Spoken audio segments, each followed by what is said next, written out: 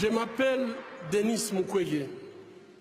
Je viens d'un pays le plus riche de la planète.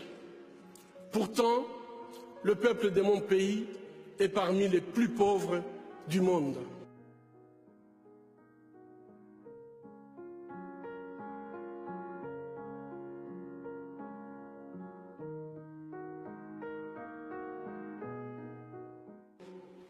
La réalité troublante est que l'abondance de nos ressources naturelles, or, coltan, cobalt et d'autres minéraux stratégiques, alimente la guerre, source de la violence extrême et de la pauvreté abjecte en République démocratique du Congo.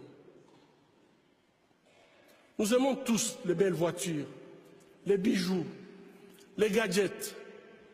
J'ai moi-même un smartphone. Ces objets contiennent des minéraux qu'on trouve chez nous, souvent extraits dans des conditions inhumaines par des enfants jeunes qui sont victimes d'intimidation et de violences sexuelles.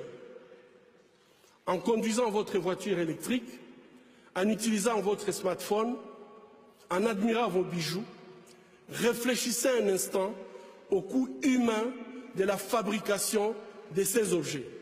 En tant que consommateur, le moins qu'on puisse faire est d'insister que ces produits soient fabriqués dans le respect de la dignité humaine. Fermer les yeux devant les drames, c'est être complice. Avec ce prix Nobel de la paix, j'appelle le monde à être témoin et je vous exhorte à vous joindre à nous pour mettre fin à cette souffrance qui fait honte à notre humanité commune. Les habitants de mon pays ont désespérément besoin de la paix. Mais comment construire la paix sur des fausses communes? Comment construire la paix sans vérité ni réconciliation? Comment construire la paix sans justice ni réparation? Au moment où je vous parle, un rapport est en train de moisir dans les tiroirs d'un bureau à New York. Il a été rédigé à l'issue d'une enquête professionnelle et rigoureuse sur les crimes de guerre et les violations des droits humains perpétrés au Congo. Cette enquête nomme explicitement des victimes, des lieux, des dates, mais élude les auteurs.